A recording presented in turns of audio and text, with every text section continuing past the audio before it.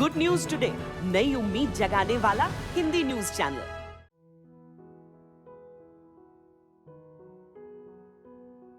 नमस्कार, साहित्य तक की बुक कैफे के एक दिन एक किताब में आपका स्वागत है।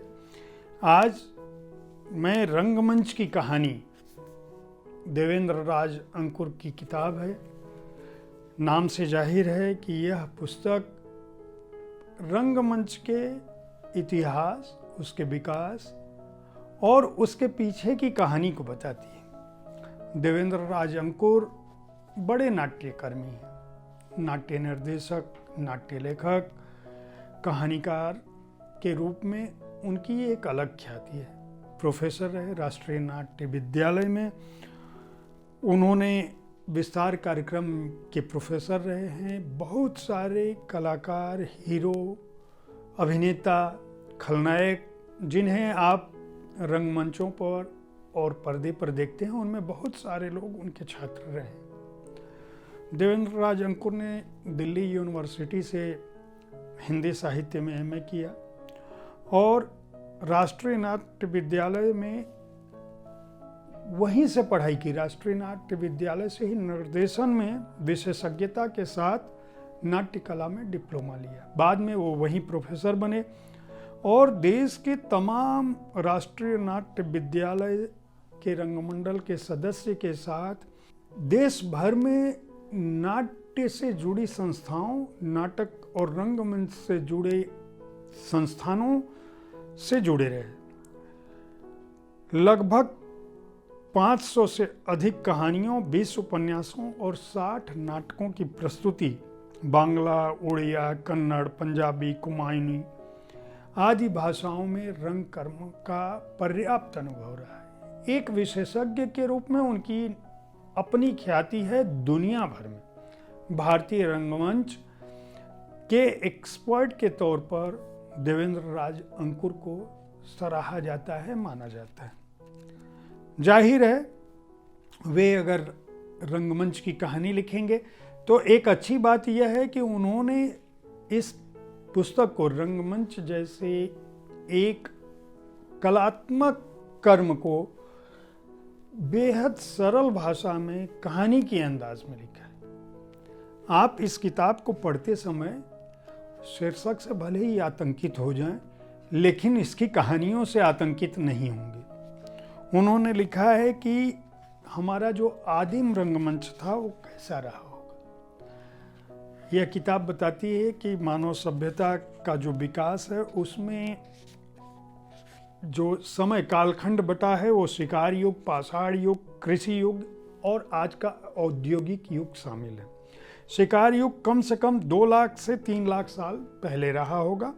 पाषाण युग 50,000 से 1 लाख साल पहले रहा होगा। कृषि युग 10,000 साल से लेकर आज तक बना हुआ है और औद्योगिक युग की उम्र केवल 500 साल के करीब है, जो अभी चल रहा है। अंकुर ये बताते हैं कि जब पहले रंगमंच की शुरुआत हुई होगी तो शिकार युग में कभी ऐसा हुआ होगा कि कोई शिकार करने गया होगा और थक के आया होगा और शाम को जो लोग आपस में जुटते होंगे, कहीं आग जल रही होगी, उसके इर्द गिर्द बैठे होंगे, तो किसी आदमी के दिमाग में आया होगा कि वह अपने दिन भर की दिनचर्या को बताने के लिए उठ खड़ा हुआ होगा और वो बताया होगा। और बताते बताते वो कहते हैं कि धीरे धीरे यह क्रम इस रूप में चला होगा कि जिसके जीवन में मान लीजिए उस दिन कोई रोमांस हो गया, उस दिन कोई रोमांच हो गया, उस दिन कोई दुखद घटना घट गई, उसने शिकार मारा, शिकार भाग गया, तो जिस रूप में वह अपनी बात को बताता रहा होगा उसके हाव भाव शैली उस रूप में रहे होंगे।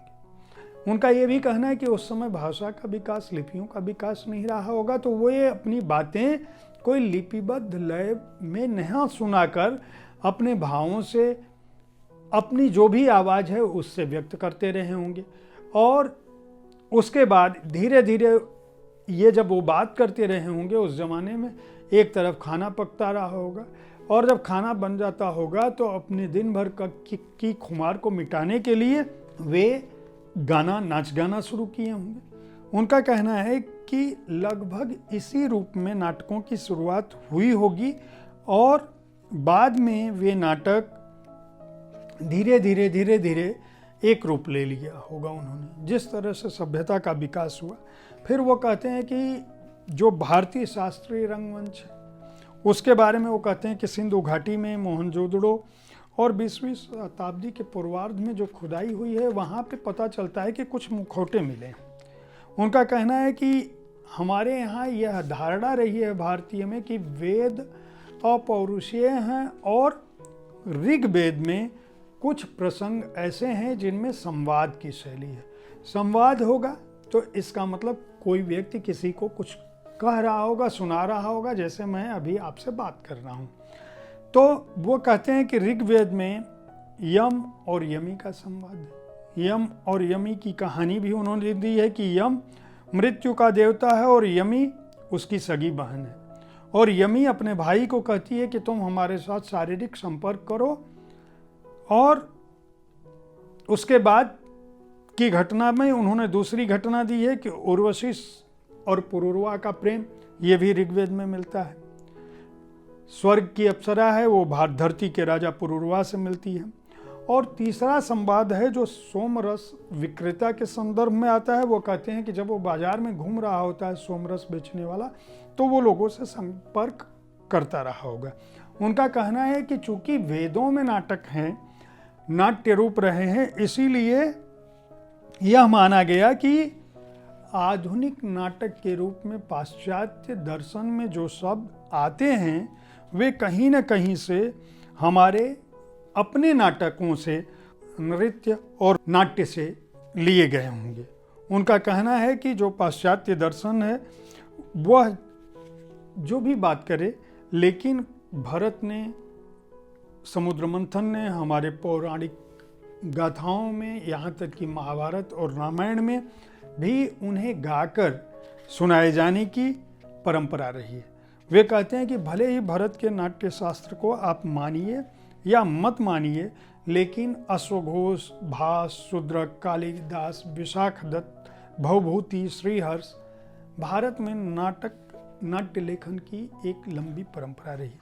अपनी बात को कहानी की शक्ल में कहते हुए देवेंद्र राज अंकुर जी ने गोवर्धन पांचाल, देव महापात्र, नेमीचंद्र जैन, शांता गांधी, अब इब्राहिम अलका जी, इन लोगों का भी उल्लेख भूमिका में ही कर दिया है। और उन्होंने यह कहा है कि यह पुस्तक किसी भी रूप में, खासकर उन्होंने यह 2019 से फरवरी 2020 के बीच लिखी है, जब वे अमेरिका में प्रवास कर रहे थे।